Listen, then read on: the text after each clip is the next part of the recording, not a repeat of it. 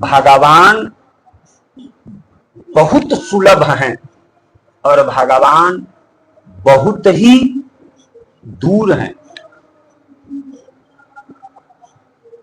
जैसे एक प्रसंग आता है कि हरि व्यापक सर्वत्र समाना, मतलब हर जगह भगवान है।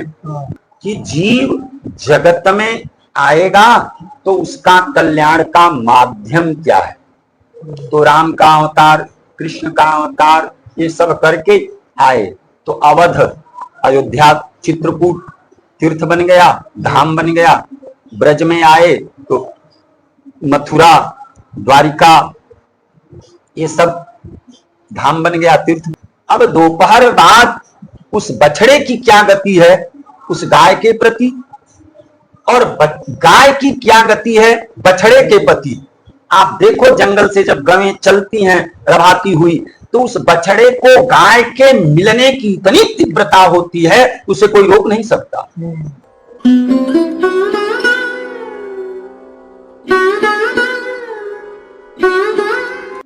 बहुत से लोग जिज्ञासा करते हैं या स्वयं ऐसा महसूस करते हैं कि मैं बहुत साधन करता हूं जी, और अब तक तो मुझे भगवान के क्षेत्र का कुछ भी अनुभव नहीं हो पाया। हाँ महाराज जी, ये बहुत से आपके पास आने से जाने से लोग मिलते रहे। हाँ, तो वो 3 घंटा माला लेकर हरिनाम करते हैं, या गिरिराज जी या किसी तीर्थ में परिक्रमा आदि करते हैं जी, या कीर्तन आदि करते हैं, तो उनको ऐसा लगता है कि हमने बड़े बड़े नियम का पालन तो कर रहे हैं पर मुझे कुछ अनुभूति नहीं हो पा रही। देखो भागवत महापुराण में भगवत प्राप्ति की उत्कंठा के विषय में एक निरूपण है। वो क्या है? भगवान बहुत सुलभ हैं और भगवान बहुत ही दूर हैं। जैसे एक प्रसंग आता है कि हरि व्यापक सर्वत्र समाना, मतलब हर जगह भगवान है, ये शब्द आता है। और दूर के विषय में लोगों की रचना की जब कहानी सुनाई पड़ती है तो ये लोक ये लोक ये लोक ये लोक ये लोक सब लोक हैं, और ब्रह्मलोक पर्यंत तक जहां ब्रह्मा की सृष्टि का अंत है वहां तक लोक, उसके बाद दिव्य सृष्टि है, उसके बाद 3 लोक और हैं ब्रह्मलोक के ऊपर, वैकुंठ, साकेत और गोलोक। वैकुंठ, साकेत, गोलोक जी। जिस वैकुंठ में भगवान नारायण लक्ष्मी के साथ वास करते हैं उस लोक का नाम है वैकुंठ। उसके ऊपर वाले लोक में राम जी, साकेत बिहारी जिसको कहते हैं, साकेत धाम है राम जी का। राम, लक्ष्मण, भरत, शत्रुघ्न चारों भाइयों के साथ राम जी वहां जानकी जी के साथ में निवास। इसके ऊपर का जो लोक है उसका नाम है गोलोक, जहां पे अष्ट सखियों सखाओं के साथ राधा कृष्ण अपनी लीला विहार करते हैं। ये बहुत दूर है ऐसे दिखने को, ये लोग ये तो लीला करने के लिए कि जीव जगत में आएगा तो उसका कल्याण का माध्यम क्या है? तो राम का अवतार, कृष्ण का अवतार, ये सब करके आए तो अवध, अयोध्या, चित्रकूट तीर्थ बन गया, धाम बन गया। ब्रज में आए तो मथुरा, द्वारिका, ये सब धाम बन गया, तीर्थ बन गया। लोग आते हैं, तीर्थ का धाम का सेवन करते हैं। जी तो ये है कि भगवान इतना साधन नियम करने के बाद भी कुछ अनुभव में क्यों नहीं आ रहे। भागवत में बताए हैं कि देखो ये ऐसी तुम्हारी जो कल्पना है वो झूठी है।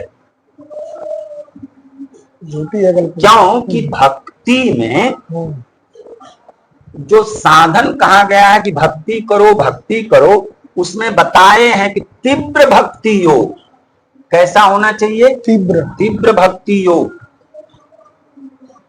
जी अब सीधी सी एक बात बताऊं कि एक नाली में कचरा हो, आप सोचते हैं कि पानी डाल रहे हैं, कचरा जा नहीं रहा, झटके से तेज गति से अगर पानी डालोगे तो कचरा निकल जाएगा। निकल जाएगा। अन्यथा तुम पानी एक एक गिलास डालते रहो, पानी कचरा वहीं रह जाएगा, पानी सब खत्म हो जाएगा। अगर भरा हुआ बाल्टी झटके से तीव्र गति से आप डाल दें तो कचरा निकल जाएगा। बिल्कुल ठीक ऐसे ही भगवान की भक्ति तीव्र योग से, तीव्र गति से अगर कोई करे तो तीव्रता इसमें कैसी होनी चाहिए। तो भगवान कहते हैं जैसे हाल की ब्याई हुई गाय, हाल की ब्याई हुई गाय जंगल में गई है चरने। अब दोपहर बाद उस बछड़े की क्या गति है उस गाय के प्रति, और गाय की क्या गति है बछड़े के प्रति। आप देखो जंगल से जब गायें चलती हैं रभाती हुई, तो उस बछड़े को गाय के मिलने की इतनी तीव्रता होती है उसे कोई रोक नहीं सकता। जी। और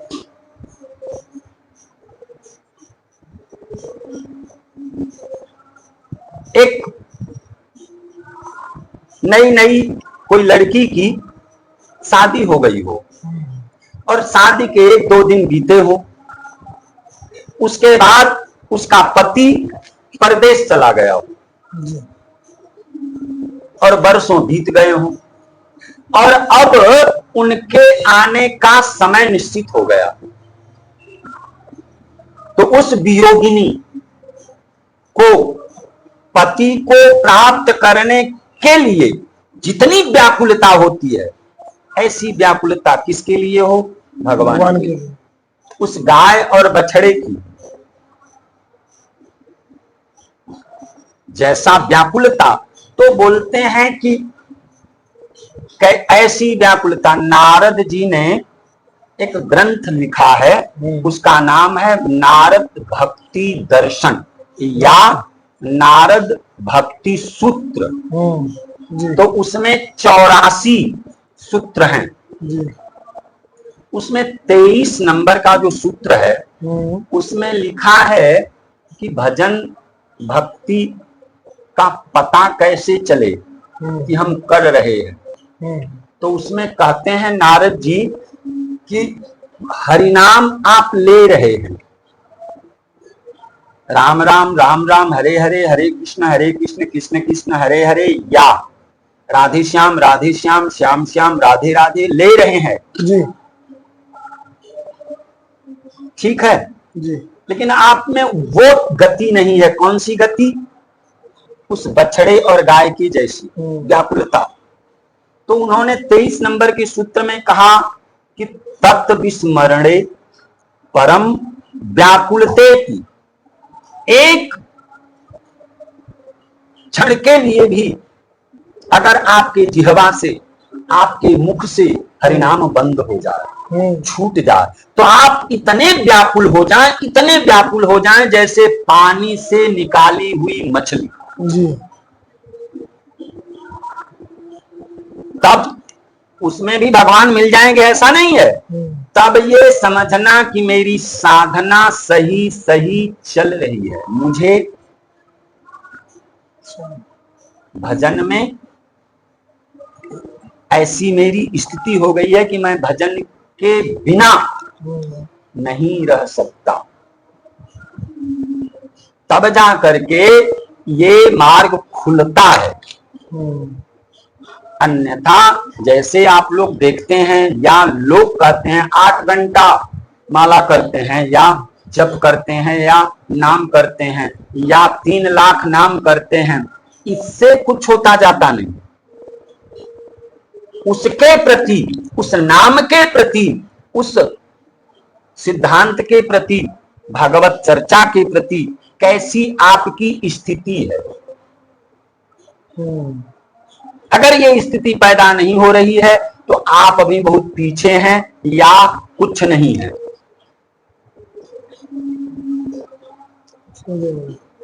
परम धन आपको मछली और पानी का जैसा व्यवहार है कि पानी के बिना मछली एक क्षण भी जिंदा नहीं रह सकती, ऐसे ही नाम के बिना, भजन के बिना मैं जी नहीं सकता।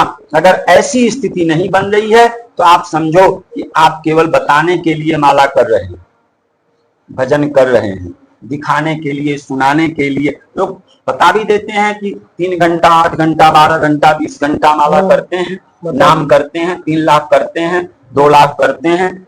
लेकिन ये स्थिति अगर नहीं बनती है तो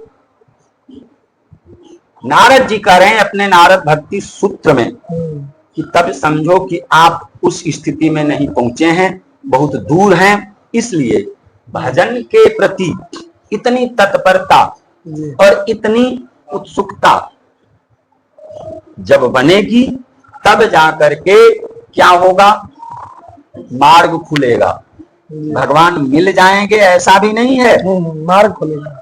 देखो रास में भगवान गोपियों के मध्य अंतर ध्यान हो गए और उनको प्राप्त करने के लिए गोपियों में कितनी व्याकुलता हुई। एक एक गोपी को वो रात एक कल्प के समान मालूम होने लगी और एक एक गोपी के अंतःकरण की बात भगवान देखते रहे, सुनते रहे और फिर उन्हीं के मध्य प्रकट हो गए। क्यों? उनकी व्याकुलता। महाराज जी कैसे संभव है इतनी व्याकुलता? ये तो असंभव सा लग रहा है एक तरीके से। इसलिए देखो, ये आपसे बताए ना कि हीरा अनमोल है, उसको प्राप्त करना बहुत धन चाहिए। बिल्कुल। और यही धन है हरिनाम। वैसे भजन वगैरह गाते रहते हैं ना कि भगवान के नाम के बराबर, राधा रानी के नाम के बराबर कोई भी धन है नहीं। पर उसकी इतनी इतनी एक बिंदु जी करके भक्त हुए अभी 100-150 साल पहले, उन्होंने लिखा है कि नहीं कलयुग से करयुग है, यहां करणी कमाले तू, वजन पापों का सिर पर है, उसे कुछ तो घटा ले तू।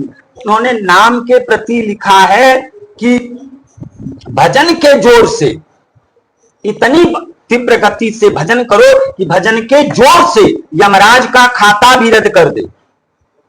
जो कुछ लिखा पड़ा है पाप पुण्य सबको मिटा दे। ये किसमें शक्ति है? केवल भजन में। अन्यथा कर्म का फल तो सबको भुगतना ही पड़ता है। आप लोग सुनते हैं ना कि श्रवण कुमार को दशरथ जी ने बाण मार दिया था और अंत समय, मृत्यु के समय वो स्थिति याद आई कि श्रवण कुमार के माता पिता ने ये शब्द कहा था कि जिस तरह से पुत्र की व्याकुलता में मैं प्राण छोड़ रहा हूं, ऐसे ही। तो ये क्या था? अगर भजन का बल होता तो सब नष्ट हो गया होता। अन्यथा कर्म का खेल, कर्म का जड़ इतनी मजबूत होता है कि कर्म की जो भी प्रायश्चित है उसे भोगना पड़ता है हर व्यक्ति को। केवल और केवल भगवान की भक्ति और भजन में वो ताकत है कि सब मेट देती है।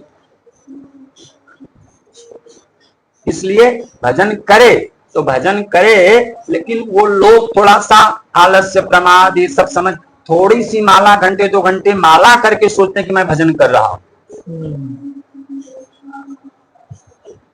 जब तक ये गाय बछड़े जैसी स्थिति पानी मछली वाली स्थिति पैदा नहीं होती, तब तक ये केवल और केवल दिखावा है और हम धोखे में हैं कि हम भजन कर रहे हैं। सत्य महाराज जी। राधे राधे। ऐसे ही दुर्लभ संत दर्शन के साथ सिर्फ संत यात्रा पर। ठीक है महाराज जी, राधे। धन्यवाद। जय हो।